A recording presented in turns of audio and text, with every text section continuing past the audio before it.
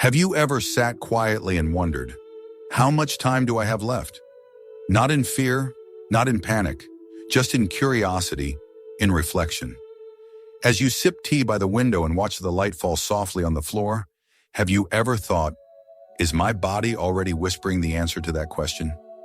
Most of us spend our lives trying not to think about the end, and after 70, it can feel even more taboo. You're told to stay positive, stay active, enjoy the moment. And yes, those things are important, but there is also power in awareness, because knowing what signs to look for, subtle clues from your body, can actually help you live longer, better, and more meaningfully. The truth is, your body has been keeping score.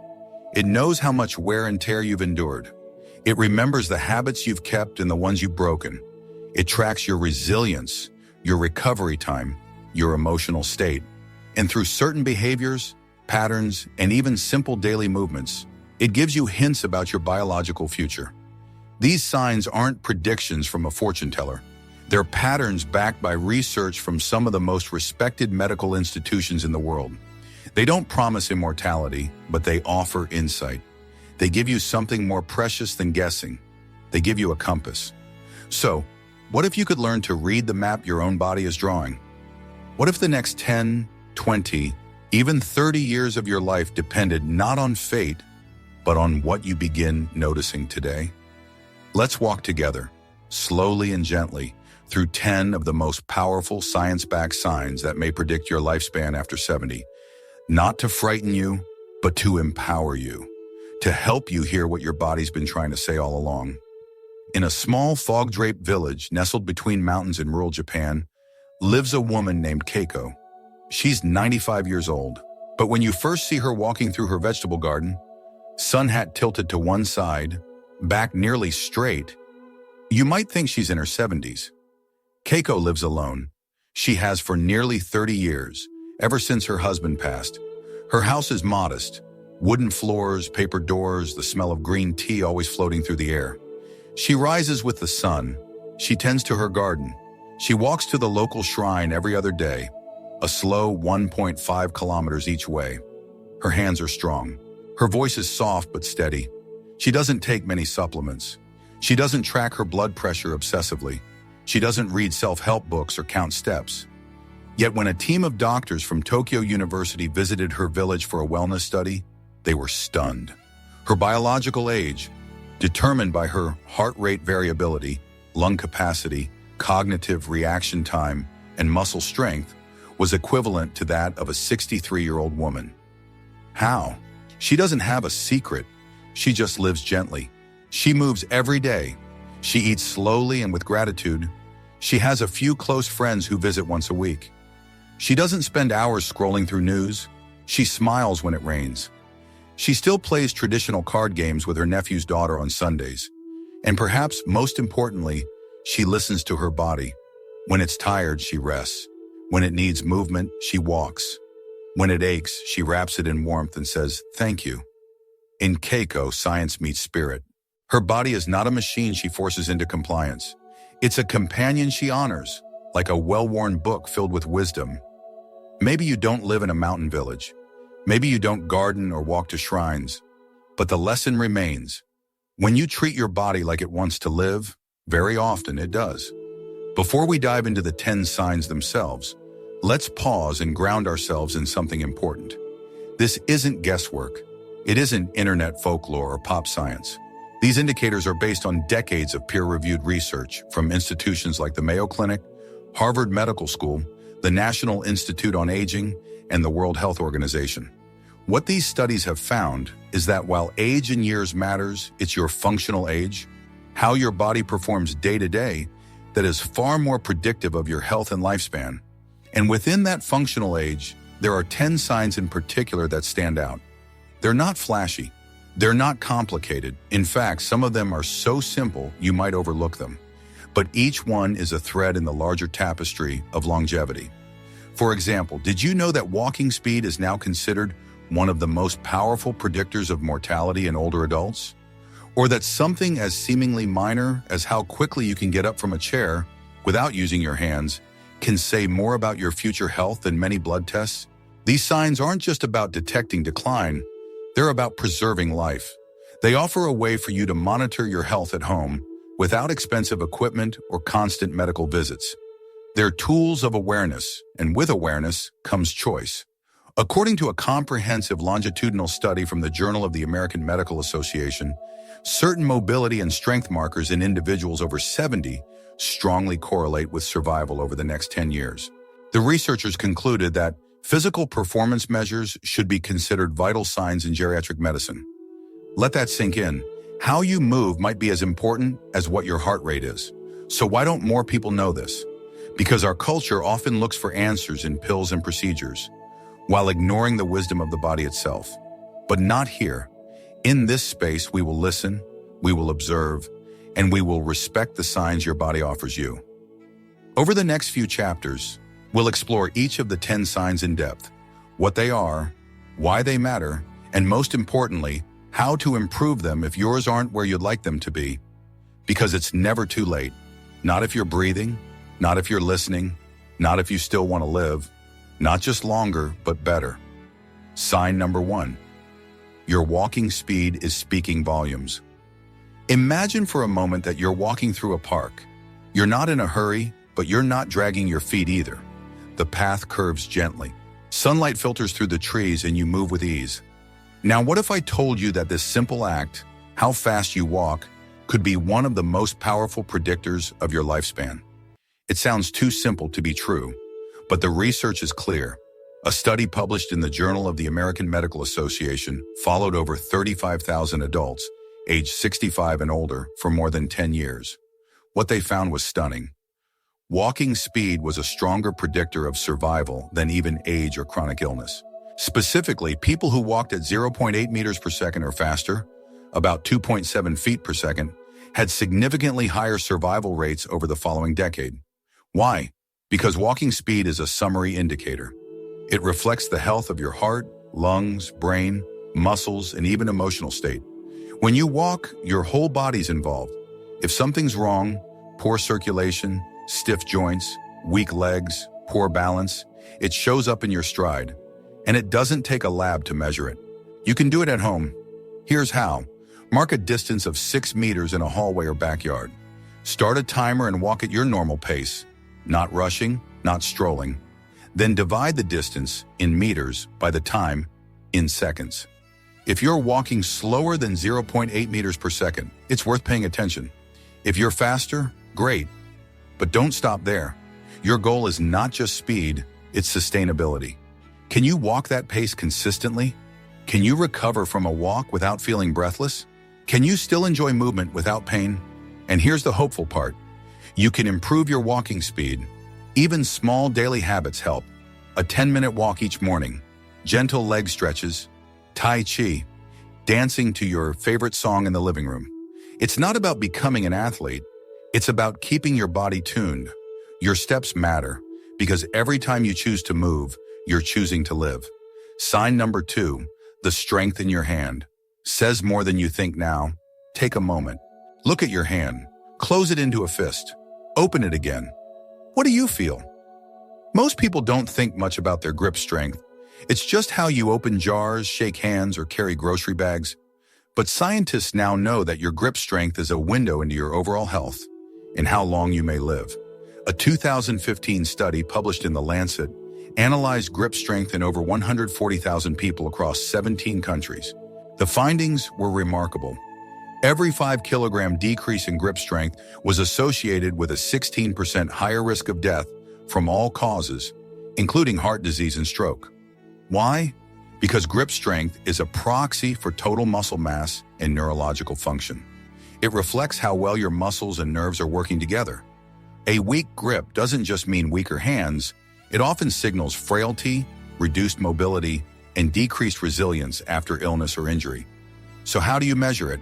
If you don't have access to a hand dynamometer, a device that measures grip force, don't worry. Here's a simple self-check. Try this. Take a hardcover book or a full water bottle. Hold it in one hand with your arm straight at your side. Count how long you can hold it before your hand begins to tremble or your grip fails. Do the same with the other hand. If you struggle after 10 to 15 seconds or notice a big difference between your hands, it may be time to start building strength. And again, improvement is absolutely possible. Ritual number 1, keep a rubber stress ball or tennis ball near your favorite chair. Every evening while watching TV, do 5 sets of 10 squeezes per hand.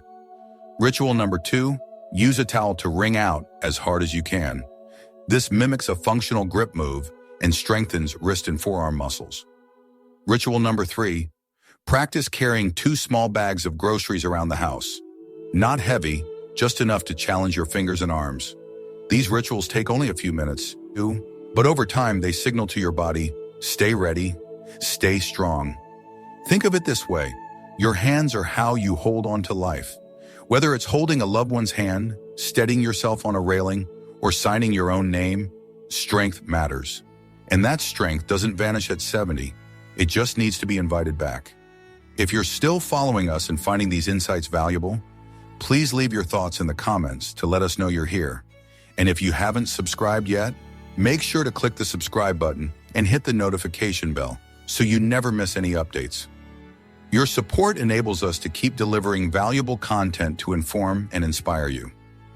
Now let's dive into the next part. Sign number 3, how you get out of a chair says more than you think. It sounds like such a small thing. Getting up from a chair, you've done it tens of thousands of times in your life. But now past 70, this simple movement is telling a deeper story. One about strength, about coordination, about survival. Medical researchers call it the sit-to-stand test, and its implications are profound. A study published in the European Journal of Preventive Cardiology followed over 2,000 adults aged 51 to 80.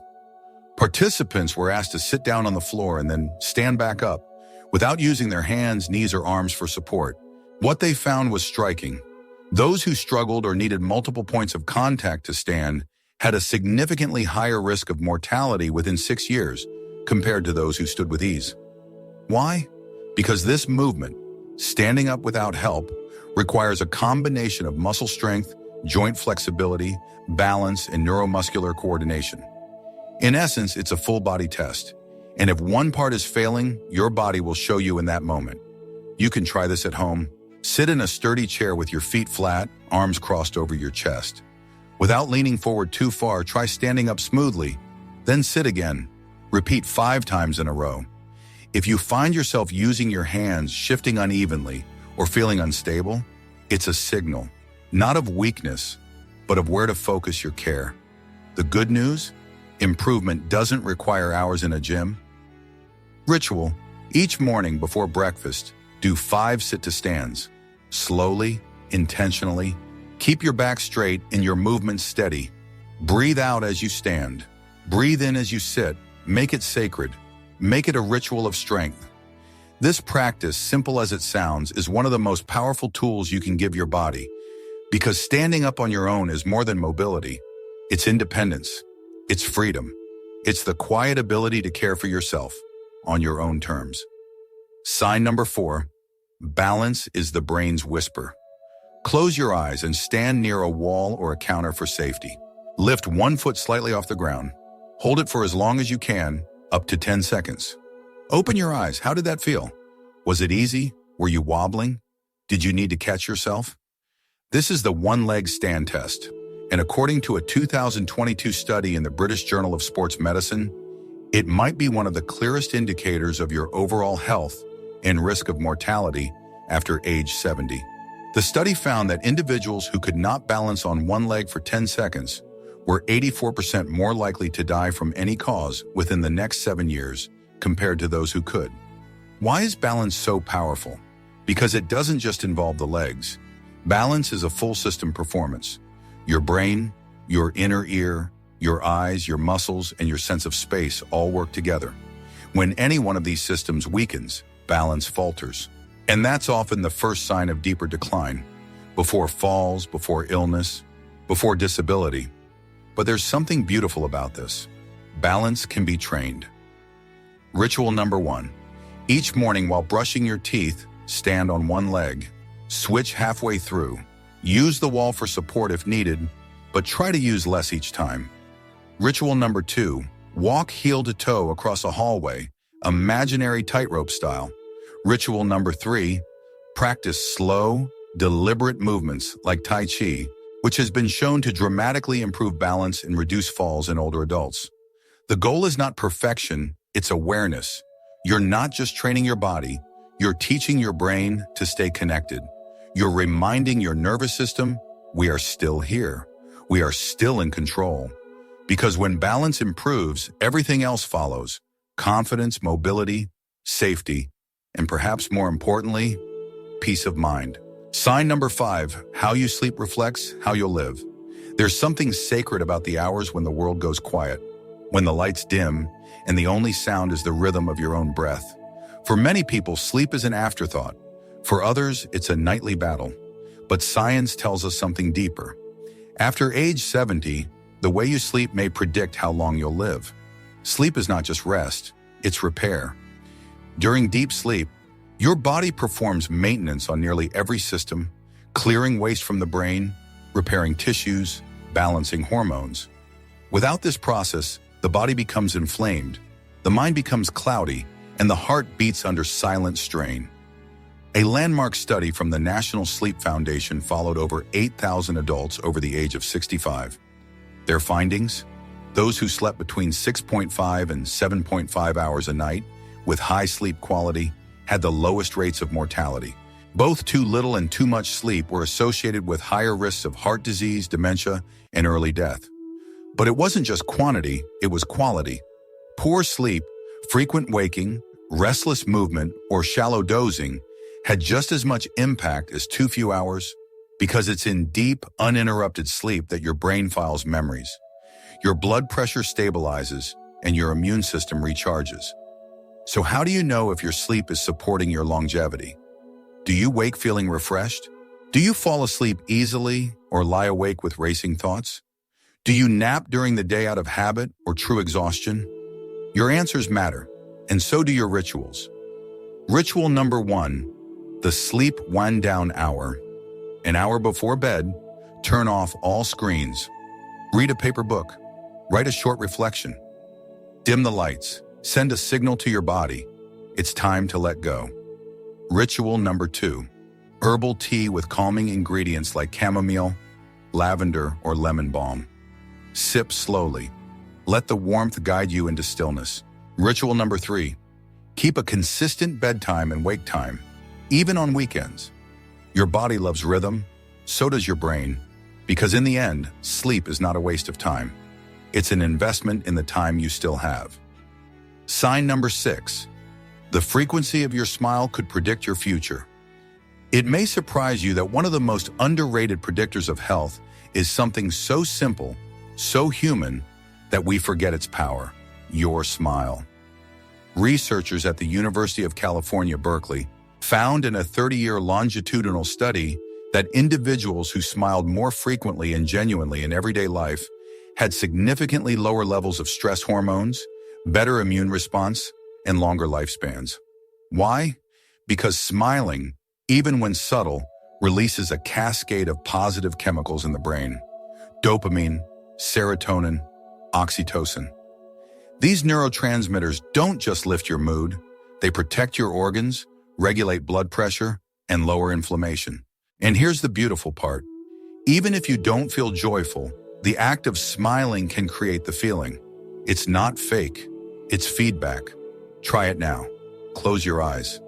Think of something that once made you laugh: a child's comment, a clumsy dog, a moment when things were so ridiculous you had to smile. Let your face soften. Let your mouth curve just a little. Feel that. That's healing. Loneliness, grief, and isolation are heavy burdens for many after 70. But smiling, especially with others, bridges the space between us and the world. It reconnects us with playfulness, with absurdity, with hope. Ritual number 1, watch one short, lighthearted video every day. Not news, not education, just something that makes you chuckle. Ritual number 2, keep a joy notebook. Each night, write down one thing that made you smile, even if it was small, even if it only lasted 1 second. Ritual number 3, call someone whose voice lifts your spirit. Not to fix anything, not to vent, just to share a laugh.